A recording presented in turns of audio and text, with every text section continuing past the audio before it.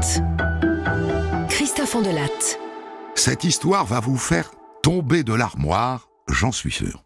Je vais vous raconter comment Coco Chanel est devenue pendant la guerre une collabo et même une espionne allemande pour tenter de reprendre le contrôle de son parfum numéro 5.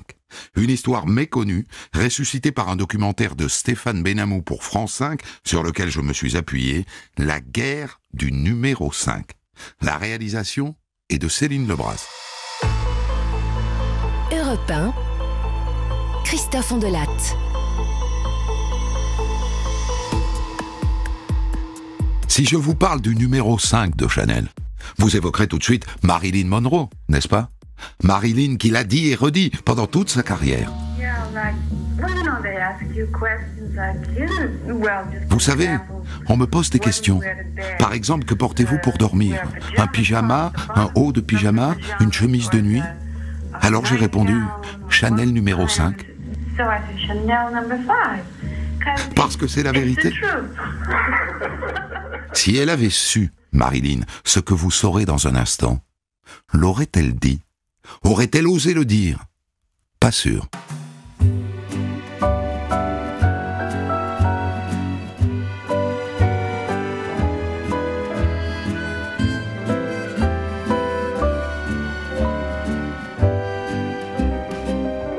Alors prenons cette histoire à son tout début. Nous voilà à Deauville, à l'été 1920. Deauville où Gabrielle Chanel, qui n'est pas encore Coco, vient d'ouvrir une boutique. Et cet été-là, c'est son amant, le grand-duc Dimitri, cousin germain du tsar Nicolas II de Russie déchu, qui a l'idée. Vous devriez faire un parfum à votre nom, ma chère. Un parfum. C'est une idée, ça. D'autant que la haute couture ne rapporte plus grand-chose. C'est une très bonne idée, mon cher, d'autant que je déteste les parfums d'aujourd'hui. Après Deauville, les deux amants vont poursuivre leurs vacances sur la Côte d'Azur.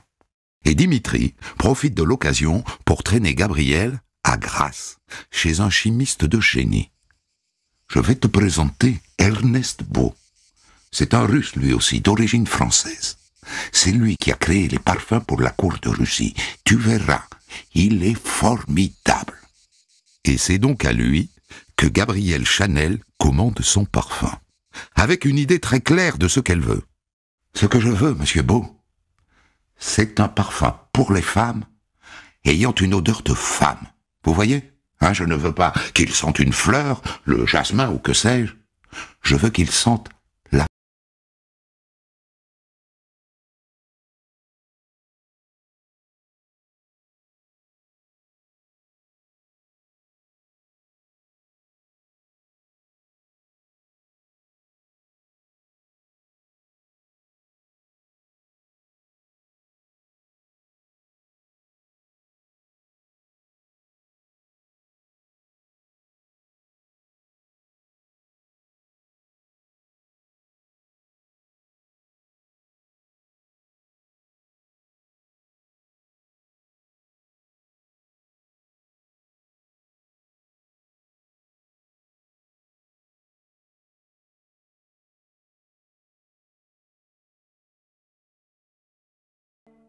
Ouais. J'aime bien celui-là. Ah non, pas celui-là, non. Celui-là, c'est mon préféré. Le numéro 5. Le parfum de Coco Chanel a trouvé son nom.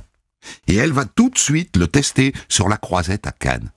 Elle fait un pas, pchit pchit, et 10 mètres plus loin, encore pchit pchit, et elle s'aperçoit qu'à chaque fois, les gens se retournent. Son parfum fait sensation.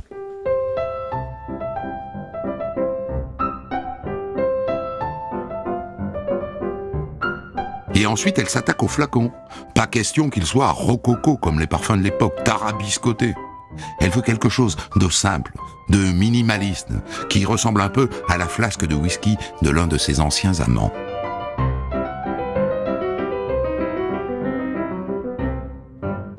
Le 5 mai 1921, notez la date, 0505, Coco Chanel présente son numéro 5 dans sa boutique de la rue Cambon, à Paris. « Il est formidable, votre parfum, ma chère. »« Ah, merci. je vous conseille de le vaporiser partout où vous pensez qu'on va vous faire un baiser. Le succès est immédiat. Mais assez vite, les ventes dans ces petites boutiques plafonnent. Il faudrait que mon numéro 5 soit aux Galeries Lafayette, comme les autres parfums. Mais le directeur des Galeries Lafayette a peur qu'avec les quelques centaines de flacons produits à Grasse, Coco Chanel ne tienne pas la cadence. Ma chère, pour être aux Galeries Lafayette, il faut être capable de fournir en quantité. Il vous faudrait une usine, Madame Chanel. Et pour cela, il vous faudrait sans doute des associés. J'ai peut-être une idée. Est-ce que vous connaissez Paul et Pierre Wertheimer? Ce sont eux qui ont les parfums bourgeois et aussi des chevaux de course. Je vais vous les faire rencontrer. La rencontre avec les frères Wertheimer a lieu à Deauville. Et c'est un coup de foudre. La Société des parfums Chanel, née le 4 avril 1924.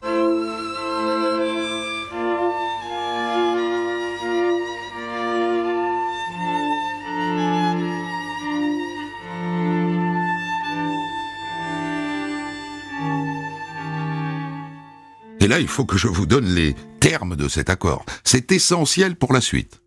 Les frères Wertheimer, qui assument tous les risques financiers, prennent 70% des parts. Le directeur des Galeries Lafayette, qui les a fait se rencontrer, prend 20%. Et Coco Chanel, qui offre son nom et la formule du numéro 5, ne prend que 10% des parts. C'est pas beaucoup. Et elle va le regretter, mais pas tout de suite. Parce que dans l'immédiat, elle devient richissime. À coup de réclames dans les journaux, les frères Wertheimer diffusent le numéro 5 dans le monde entier. En Europe, aux États-Unis, dans tous les grands magasins de la planète.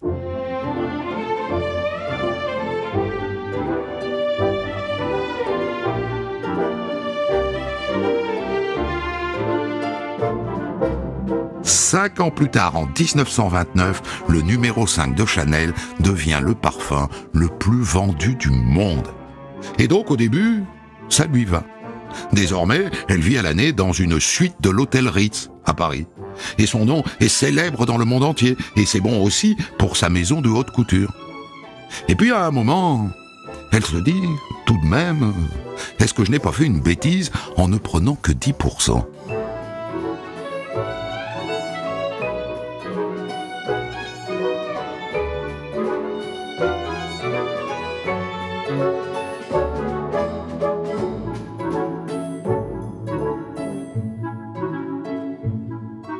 Et à partir de ce moment-là, elle rentre en guerre avec les frères Wertheimer. Elle commence par leur envoyer des experts comptables pour examiner les comptes. Mais tout est réglo. En 1930, elle les traite publiquement de bandits. Et après, elle snobe les conseils d'administration.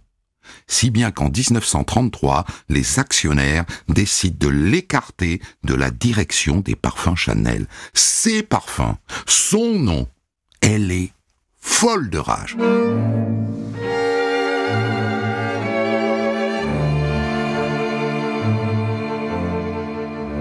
Et puis arrive l'année 1939, l'année de la guerre.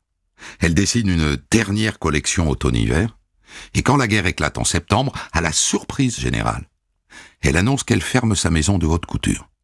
Vous comprenez, l'époque n'est pas à acheter des robes.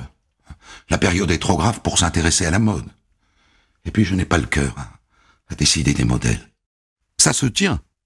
Cela dit, elle licencie tout de même 2500 personnes.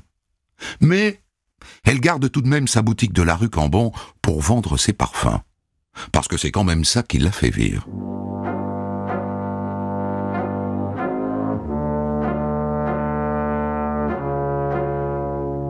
Les Allemands avancent vite.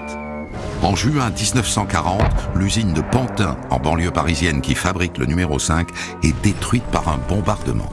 Et en août, la principale usine de parfums des Wertheimer, à Croydon, en Angleterre, est dévastée à son tour.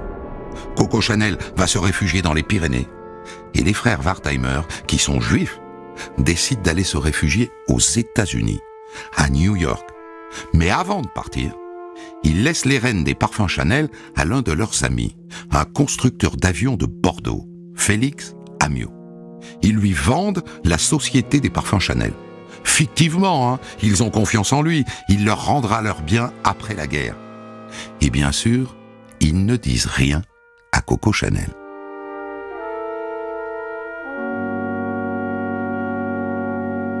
Au mois de juillet 1940, comme beaucoup de Français qui avaient fui lors de la débâcle, Chanel rentre à Paris, où les Allemands règnent en maître.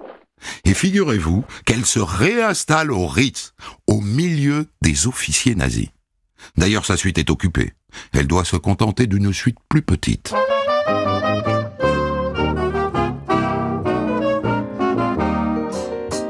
Drôle d'ambiance au Ritz à cette époque. Vous y retrouvez le gratin des officiers nazis, dont le bras droit d'Hitler, Göring, qui occupe la suite impériale. Et à côté de ça, une partie de l'élite parisienne confrontée à de très graves soucis. Oh, on n'arrive pas à trouver des huîtres, c'est ennuyeux. Et ce qui devait arriver, arriva. Coco Chanel tombe amoureuse d'un officier allemand, le baron von Dinklage, un cadre des services secrets de l'armée. Elle a 57 ans, il en a 44. Ça fait jaser. Et elle, pour se dédouaner, prétend que c'est un agent double.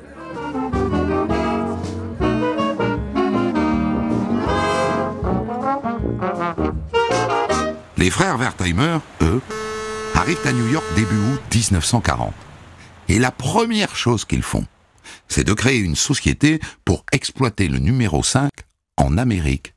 Ils trouvent une usine à Hoboken, dans le New Jersey, juste en face de Manhattan. Et assez vite, ils butent sur un os. Paul, on va manquer de matières premières. Le jasmin de Grasse en France est inégalable. Tu as raison, Pierre. Dieu sait qu'il ne manque pas de jasmin dans le monde, mais il faut bien reconnaître que le jasmin de Grasse est unique. C'est un peu comme un terroir pour le vin. Et là, accrochez-vous. Les frères Wertheimer décident d'envoyer en France, occupée, clandestinement, un espion. Herbert Gregory Thomas, qui est l'un des piliers de l'OSS, l'ancêtre de la CIA, qui n'est pas non plus ignorant des choses du parfum, puisqu'il est vice-président des parfums bourgeois. Herbert, il faut absolument que tu nous trouves en France un lot de concentré de jasmin. Il faut que tu ailles à Grasse. D'accord, Pierre, d'accord. Mais par les temps qui courent, ils vont demander de l'argent. Ils vont être très gourmands. On va te donner des lingots. Tu les paieras avec.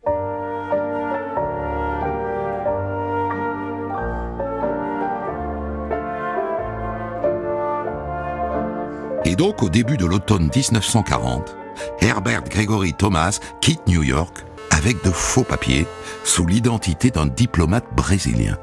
Et surtout avec une grosse valise pleine de lingots d'or. Il arrive à Lisbonne, au Portugal, pays neutre, et à la gare de Lisbonne, il embarque dans le Sud Express en direction de Paris. 2 jours et 2 nuits de voyage à travers la France occupée.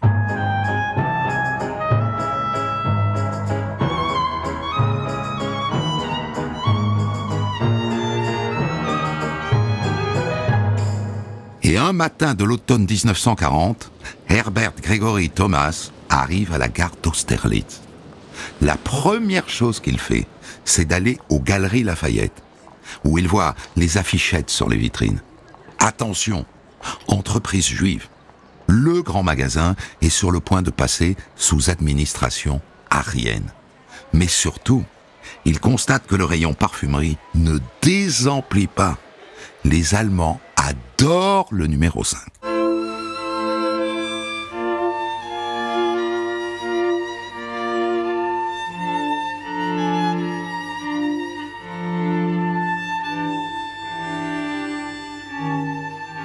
Et ensuite, il prend la direction de Grasse, toujours en train, toujours avec son faux passeport diplomate brésilien, toujours avec sa valise pleine de lingots.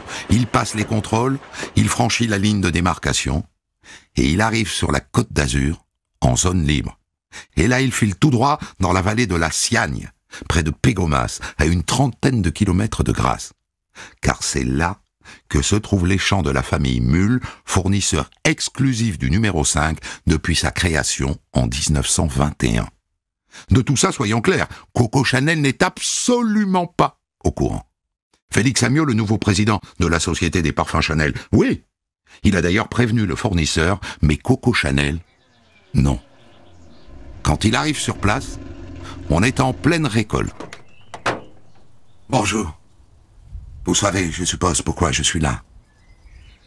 J'ai absolument besoin de tout le concentré de jasmin que vous pourriez produire. La totalité de votre récolte. Je suis prêt à vous la vendre, bien entendu. Mais vous pouvez payer. Et là, il ouvre sa valise. Les lingots brillent au soleil. C'est très convaincant. Mais avant ça, il faut passer de la fleur qu'on vient de récolter au concentré. Et donc, il assiste à tout le processus de transformation. Pour faire 1 litre d'absolu de jasmin, il faut 660 kilos de fleurs. Et quand c'est fini, le producteur lui remet 300 kilos de concentré, produit à partir de 350 millions de fleurs de jasmin. Il les met dans la même valise qui contenait les lingots, et il reprend le bateau pour New York.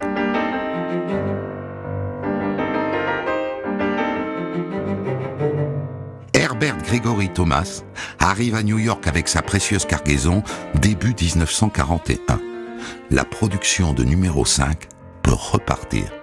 L'usine d'Hoboken se met à tourner à plein régime et les ventes repartent en flèche. Dans les grands magasins américains, on s'arrache le numéro 5.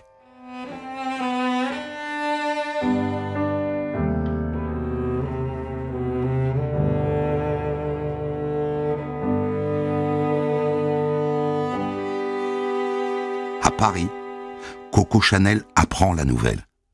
Elle est ivre de rage. Ils produisent mon parfum aux États-Unis en pleine guerre. Ces gens sont monstrueux, monstrueux. Cela dit, ça doit être une copie misérable. Je vais me venger. Je vais me venger. Et là, qui mobilise-t-elle? Eh bien, ses amis allemands et collabos. Son amant d'abord, le baron von Dinklage. Et puis, le commissaire aux questions juives, Xavier Vallat, qu'elle connaît bien.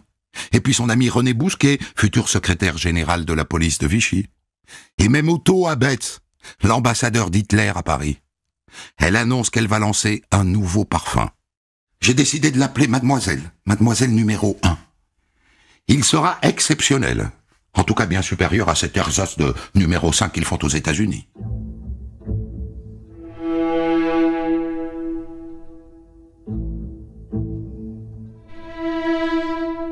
Elle n'a pas le droit de faire ça. Son contrat avec la Société des parfums Chanel le lui interdit. Mais elle s'en fiche. Et avec notamment l'appui de son amie José de Chambrun, la fille de Pierre Laval, le dauphin de Pétain, elle se met à propager une sale rumeur. La Société des parfums Chanel est une entreprise juive. Ce qui sur le papier est faux, puisque les frères Wertheimer l'ont cédé à leur ami Amiot. Mais n'est-ce pas une vente fictive ?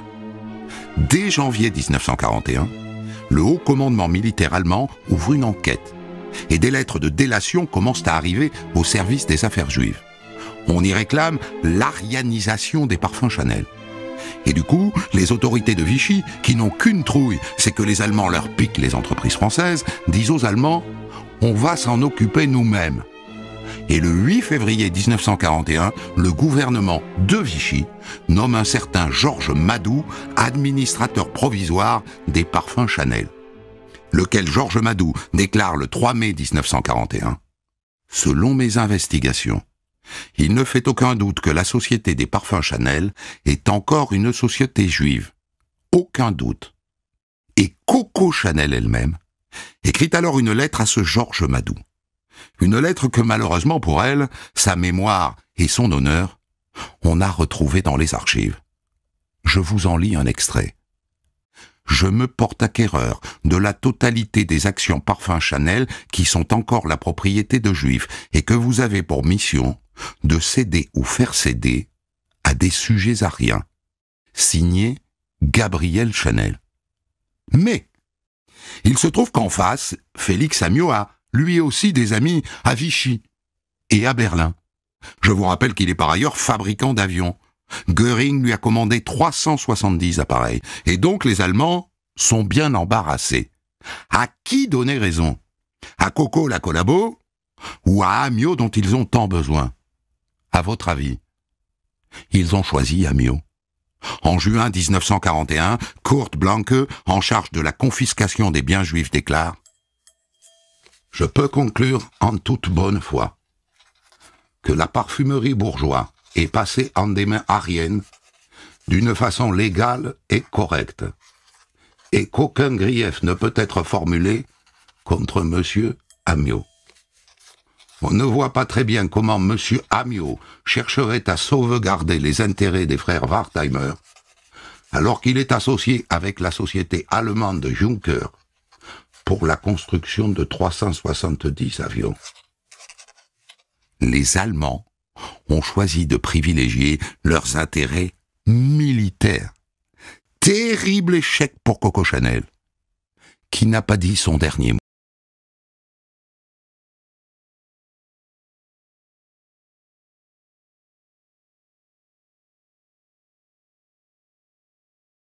Son numéro 5, d'autant que Mademoiselle numéro 1 est un échec. Et là, son amant, le baron Van Dinklage, lui propose un marché. « Voilà ce que je te propose. Tu vas effectuer pour moi une mission d'espionnage. Et après, je t'aiderai personnellement à récupérer ton parfum. » Et elle accepte. Elle accepte de travailler pour le contre-espionnage allemand. Vous en doutez? Eh bien, regardez les registres de l'Abwehr. Gabrielle Chanel, matricule F7124. C'est écrit. Et donc elle se rend à Berlin pour rencontrer le chef du service de renseignement de la SS, Walter Schellenberg, le bras droit d'Himmler. Vous connaissez Monsieur Churchill, Mademoiselle Chanel, n'est-ce pas? Oui. Je l'ai bien connu dans les années 20. On allait même à la pêche ensemble et à la chasse. Excellent. Voilà ce que nous attendons de vous, Madame Chanel. Nous souhaitons négocier une paix séparée avec les Anglais. Et je vous charge de faire passer ce message à Winston Churchill.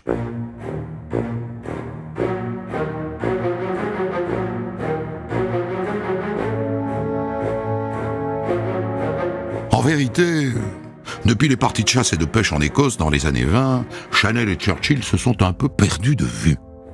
Coco Chanel se rend à Madrid sous prétexte d'ouvrir une boutique et elle fait venir une de ses amies, Vera, qui elle connaît bien Churchill. « Il faut que tu m'aides, Vera. Je dois absolument rencontrer Churchill. Je suis porteuse d'un message de la part des Allemands. » Seulement voilà, sa copine Vera l'a trahi. Elle contacte les services secrets britanniques et leur fait savoir que Chanel est une espionne au service des nazis. Mais Chanel s'entête. Elle écrit à Churchill. « Mon cher Winston, excusez-moi de vous approcher en de tels moments. Vous pouvez imaginer, mon cher, qu'après toutes ces années dans la France occupée, j'ai rencontré beaucoup de monde. J'aurai énormément de plaisir à en parler avec vous. Croyez-moi toujours, très affectueusement, Coco Chanel. » Il ne lui répondra jamais. Et en janvier 1944, Coco Chanel rentre à Paris.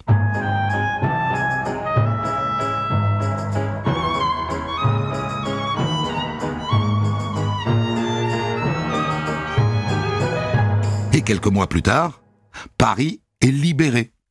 À New York, les frères Wertheimer reçoivent un câble de France. Tout va bien, tout est sauvé. Signé Félix Amiot.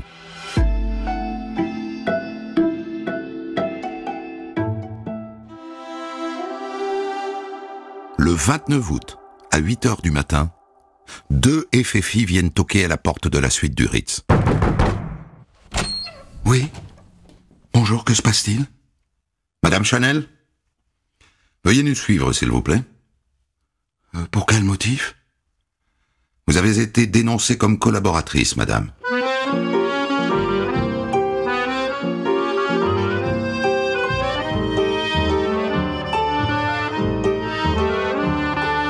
Elle les suit.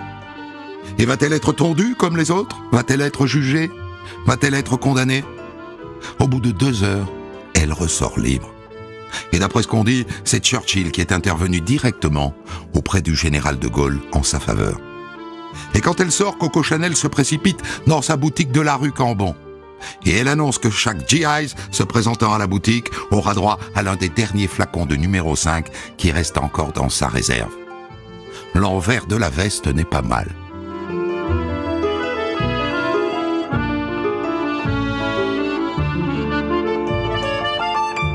Mais ça n'est pas tout à fait fini. En septembre 1944, Coco fait charger ses malles dans sa Mercedes. Vous pouvez démarrer. Emmenez-moi en Suisse, s'il vous plaît. Et savez-vous qui elle va rejoindre en Suisse? Le baron von Dinklage, son amant allemand. Son exil va durer 8 ans.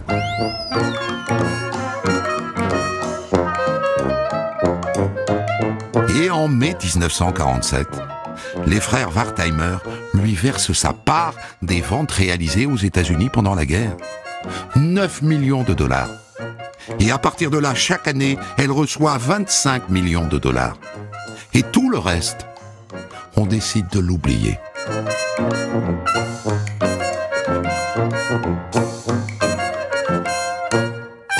J'ai tiré cette histoire du documentaire de Stéphane Benamou pour France 5, La guerre du numéro 5. Des centaines d'histoires disponibles. Europe 1. Pour commenter son histoire du jour, Christophe Ondelat reçoit un invité, acteur direct de son récit. Et je suis donc avec le réalisateur du documentaire dont je me suis inspiré pour vous raconter cette histoire. J'ai été, Stéphane Benamou, totalement stupéfait lorsque j'ai vu votre documentaire à la télévision sur France 5, produit par la société Siècle Productions. Je voudrais d'abord savoir, lorsque vous vous lancez dans ce travail, qu'est-ce qu'on sait et qu'est-ce qu'on ne sait pas? Qu'est-ce qu'on a déjà dit et qu'est-ce qu'on n'a pas encore dit? Alors, on a dit des choses qui ne se disent pas, notamment des Américains. Al Vaughan, un journaliste américain, qui a écrit en 2011 dans Le lit de la nuit, qui a révélé les documents de Chanel espionne. Espionne pour le SD, c'est-à-dire le service secret nazi. Hein. C'est pas l'Abwehr, c'est pas... Oui, c'est pas la Wehrmacht, quoi. On est voilà, très haut dans l'appareil. Canary, voilà, on est sur Schellenberg, comme vous le disiez, dans le formidable récit. Donc, on sait ça, mais très vite, ce journaliste meurt. Et finalement, les journalistes ici, surtout, ne donnent pas suite, quoi. On donne pas suite. On dit bon, il a dû exagérer. Il est parti d'un document. Ce qu'on sait aussi, il y avait une formidable enquête dans l'Express dans les années 90 qui rappelait le rôle joué par Félix Amiot et qui était ce rôle d'agent triple. Félix Amiot est un garçon très très prudent. C'est-à-dire qu'il est associé avec les Wertheimer. Il fabrique des avions. Seulement des avions de transport de troupes. Il est encore plus prudent avec cet aspect-là, mais il a aussi son propre réseau de résistance. On savait un petit peu le rôle qu'avait pu jouer Félix Amiot. Ce qui manquait, et ce que j'ai voulu reconstituer avec ce récit, c'est toutes les zones d'ombre et tout ce qui pouvait relier cette histoire, qui pour moi est un thriller absolument incroyable. C'est cette figure de Herbert Gregory Thomas qui va traverser... Ça, c'est extraordinaire. Personne ne savait ça. Alors, ça avait été évoqué à un moment, mais pas développé, parce que on disait, finalement, la production du numéro 5 repart aux États-Unis. Mais comment elle repart aux États-Unis? Puisque on a absolument besoin du jasmin de Grasse. Donc, les Wertheimer, quand ils sont partis en exil, ils sont pas partis avec du jasmin de Grasse. Ils avaient d'autres choses à remporter, d'autres soucis à se faire. Donc, voilà, c'était tous ces éléments. Il fallait relier tout ça. À relier, et puis cette histoire qui remonte avec des personnages quand même qui ont en commun d'être souvent des gens d'extrême droite. Enfin, quand on pense à ses différents amants, le grand-duc Dimitri, il a quand même été condamné par le régime tsariste, qui n'était pas particulièrement de gauche, parce que il avait participé à l'assassinat de Raspoutine. Et il trouvait Raspoutine trop modéré. Après, elle a été avec le duc de Westminster, qui était l'homme qui se vantait d'être le plus riche d'Angleterre et le plus antisémite. Et puis après, elle a financé la revue de son amant Paul Irib. Et Paul Irib était un ultra-nationaliste. Donc il y avait des signes précurseurs. Il y avait quand même pas mal de signes précurseurs. Les héritiers Wertheimer, ils vous ont laissé travailler tranquillement, parce qu'il faut le dire, les parfums Chanel n'appartiennent pas aujourd'hui à la maison de haute couture, ils appartiennent toujours aux héritiers de Wertheimer. Oui, tout à fait, de l'ensemble. C'est-à-dire que l'ironie aussi de cette histoire, et moi je trouve qu'il y a un côté Lubitsch, un peu là, to be or not to be, c'est-à-dire qu'on va chercher, il y a une morale de cette histoire qui est assez drôle, c'est qu'elle avait tout, Gabrielle Chanel, pour gagner sa partie. Pendant la guerre, elle avait les collabos avec elle avait Vichy avec elle, et elle avait son amant nazi, et les nazis qui lui proposaient quand même pas mal de choses. Et à la fin, elle perd. Donc il y a une morale quand même qui est assez formidable. Donc les Wertheimer, ils n'ont pas fait barrage à ce qu'on raconte cette histoire, parce que je suppose que la maison Chanel, des parfums Chanel aujourd'hui, n'a aucunement envie qu'on soulève ce tapis. Voilà, il faut pas salir la marque d'une manière ou d'une autre. Voilà, donc évidemment que j'ai sollicité leur participation, en tout cas, voilà, et qu'on ne m'a pas répondu. Et même chose avec le service de presse de Chanel, voilà. Évidemment. Mais on a raconté, c'est un personnage public, et c'est un personnage public qui est pas seulement responsable de cette histoire-là, mais vous l'avez dit aussi, sous le Front populaire, elle est folle furieuse contre ses employés qui osent se mettre en grève quelques jours. Je ne l'ai pas raconté, ça, parce que c'est dans le film, mais on ne peut pas tout raconter. Ouais. Mais quelques jours. Et elle licencie, 3 ans plus tard, ses 2500 employés pour se venger. Donc c'est une femme pas très sympathique. Alors il y a un moment, je pense que c'est le seul où on peut la comprendre un peu, c'est quand on découvre la clé de répartition de la société des parfums Chanel. Elle n'a que 10% de cette société. Comment s'est-elle fait avoir à ce point? Parce que Wertheimer prend 70%, et le directeur des Galeries Lafayette 20%. Plus qu'elle, le double d'elle. Alors, selon les gens comme Rhonda Garlick, qui a étudié cette affaire, qui est une historienne de l'économie, qui connaît parfaitement ses montages financiers, elle ne s'est pas fait avoir. Alors, elle se serait pas fait avoir parce que elle n'a fourni finalement que son nom et la formule, une formule qu'elle n'avait pas créée elle-même, puisque c'est Ernest Beau qui va continuer à fabriquer des parfums créés pour Chanel, cuir de Russie, enfin des grands parfums qui vont être créés par la suite. Donc elle se serait pas fait avoir parce que elle ne prenait aucun risque. Et elle ne gagnait rien avec la haute couture, enfin très très peu avec la haute couture jusqu'en 1904. Grâce au parfum, grâce au Wertheimer. Très très riche grâce à ça. Et elle a eu aussi, en dehors des 10%, une révision du contrat, malgré tout, qui lui a octroyé 2% des recettes de Chanel dans le monde entier. Et 2% des recettes, c'est beaucoup, beaucoup d'argent. On a l'impression que lorsqu'elle entre en guerre avec les Wertheimer, avant la vraie guerre, elle est dans une sorte de dépression juste après. Je me trompe ? Oui, parce que elle avait des sentiments pour Pierre Wertheimer. Oui, elle le trouvait beau gosse. Elle le trouvait beau gosse. Ils aimaient les chevaux tous les deux. Ils aimaient se retrouver à Deauville. C'est quelqu'un d'extrêmement séduisant.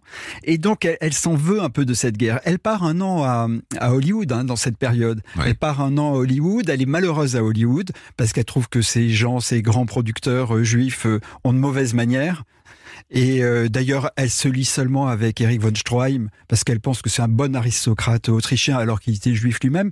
Et elle rentre amère. Et c'est là qu'elle retrouve Paul Irib, ce pamphlétaire, en même temps créateur d'art déco, qui va devenir son amant et qui va la pousser à aller le plus loin possible contre les Wertheimer.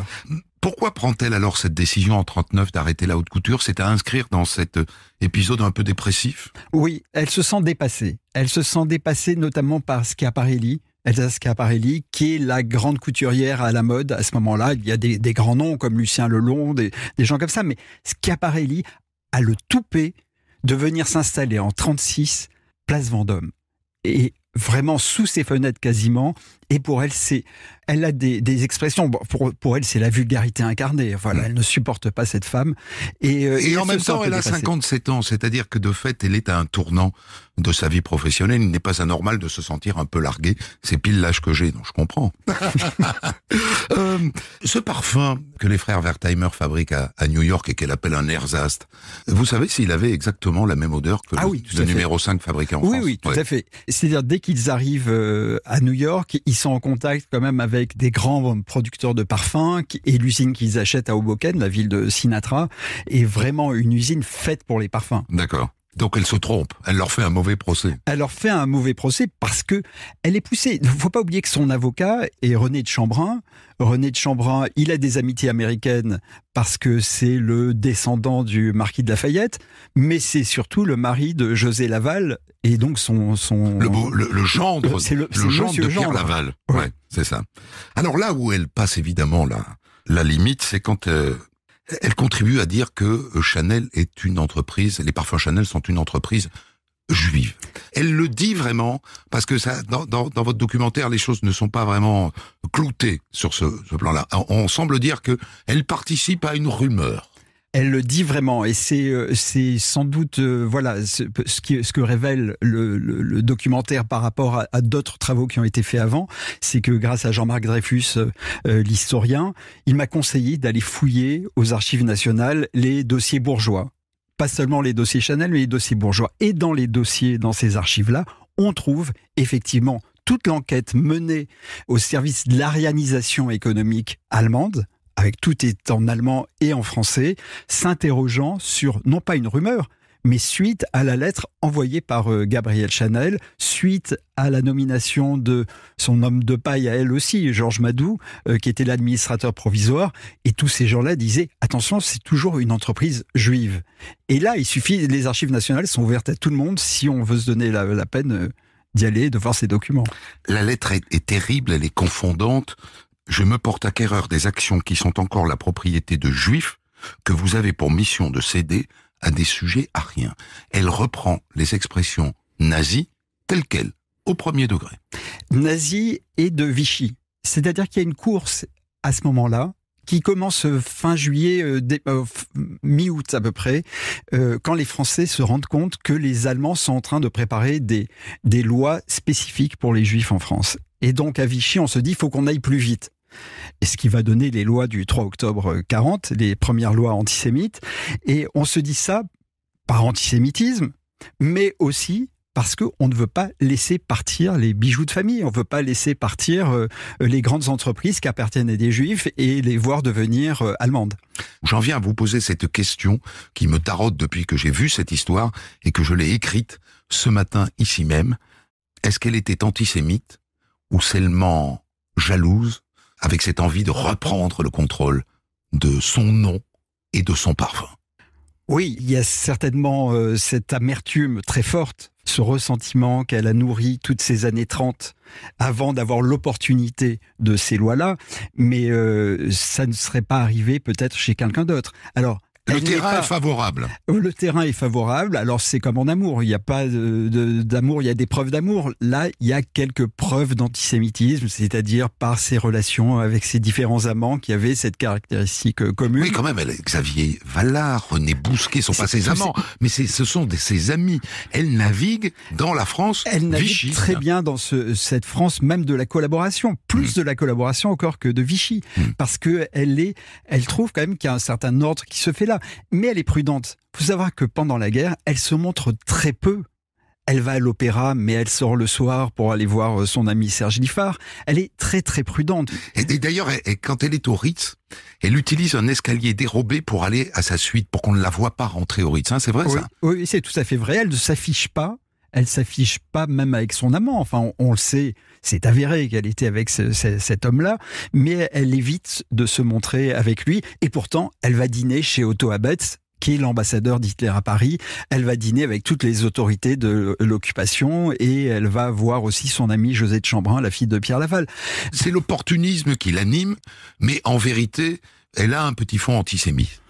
Oui, elle a un bon fond antisémite qui a permis, un bon terreau qui a permis de faire pousser ces fleurs. Mais c'est quand même participer, faire cette lettre-là pendant la guerre, c'est comme le dit l'historien Jean-Marc Dreyfus dans le film, c'est déjà déshumaniser des gens en leur prenant ce qui leur appartient, en les dénonçant comme des ennemis, tout simplement parce qu'ils sont juifs. Donc elle participe à ça et ce n'est pas rien. Et le pompon, c'est quand elle devient une espionne au service du contre-espionnage allemand. Les Allemands n'ont personne d'autre pour faire passer ce message à Churchill. C'est une obsession aussi pour les Allemands après Stalingrad. Enfin, et là, on est quand même fin 43. Ouais. C'est pas seulement Stalingrad, mais il y a eu le débarquement en Italie, enfin en Sicile et tout ça. Donc les Allemands sentent le vent tourner et vont essayer par tous les moyens de faire une paix séparée. Ça leur coûte rien de faire venir cette femme dont on sait qu'elle a été amie de Churchill, la faire venir à Berlin. Elle va quand même jusqu'à Berlin en 43. Enfin, voilà. Le patron des services de renseignement de la SS. Voilà. Et il lui met le marché dans les mains. Et elle ne fait pas juste semblant. Elle va en Espagne, elle va à Madrid où elle va rester plusieurs semaines pour essayer par tous les moyens de contacter son cher Winston. Bon, elle n'y arrivera pas parce que Churchill n'est pas fou, il comprend bien la manœuvre, enfin il comprendra bien plus tard la manœuvre qu'il voulait faire, mais ce sont des pistes lancées un peu par tout le monde. On sait que même Himmler, avant de se suicider les derniers jours de sa vie, a essayé par tous les moyens de montrer que finalement il n'était pas pour grand chose et il aurait bien fait une paix séparée avec les Anglais et les Américains. Alors à la fin, évidemment, on aimerait qu'il lui arrive quelque chose. Est-ce que c'est le sort de beaucoup de collabos que de se voir blanchi comme ça en 2 heures par un interrogatoire succinct et de reprendre le cours de leur vie? Non, on voit le mal que Sacha Guitry a eu pour, après, reprendre une vie normale, refaire du théâtre, refaire des films. Ça a été une période très douloureuse et pourtant il avait sauvé la vie de son ami Tristan Bernard. Mais pour elle, ça a été beaucoup plus facile. Voilà, on a vite oublié tout ce qui s'était passé. Il faut dire qu'elle a un soutien incroyable. C'est-à-dire que Churchill, qui sait tout de cette histoire, puisqu'il sait qu'elle a été une espionne nazie, Churchill demande à De Gaulle de passer l'éponge. Ça vient d'où, ça ? C'est une amie. Alors, il y a des choses après compliquées dans toutes ces histoires parce que Churchill aurait eu quelqu'un de sa famille qui aurait été logé peut-être dans un appartement, qui aurait été mis à sa disposition à une certaine époque par Chanel. Enfin, des choses qui viennent se surajouter et qui sont très compliquées et qui peuvent expliquer pourquoi, allez, on a vite passé l'éponge sur Chanel. Ça vous a peiné, au total, d'écorcher une icône comme ça? Un peu. Non, je vais vous dire pourquoi. Parce que depuis le bombeur, si on peut dire, on a l'habitude de voir les gens qui dénoncent des juifs, des gens qui s'emparent des commerces des autres. C'est toujours le voisin, le minable, la personne qui a essayé d'usurper. Et c'est toujours des petites gens, comme on dit. Ouais. Et là, c'est le symbole de l'élégance à la française. Et je ne comprends pas pourquoi on s'acharne sur des petites gens et que finalement on refuse. On refuse même de s'intéresser à cette femme-là, comble de l'élégance. J'ai été très content de participer à faire connaître cet épisode méconnu de l'histoire de France, même si ça égratignait une icône. Merci beaucoup Stéphane Benamou. Merci Christophe. Des centaines d'histoires disponibles sur vos plateformes d'écoute et sur europe1.fr.